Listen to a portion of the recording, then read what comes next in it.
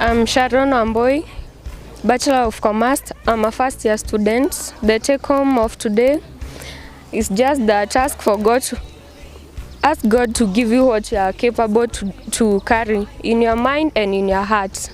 Thank you. The service was awesome and okay. Hi, my name is Praise.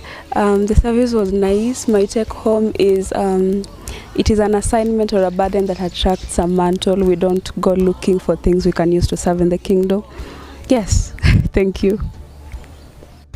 Hi, I am Dan Okumu, a fourth year student taking actuarial science.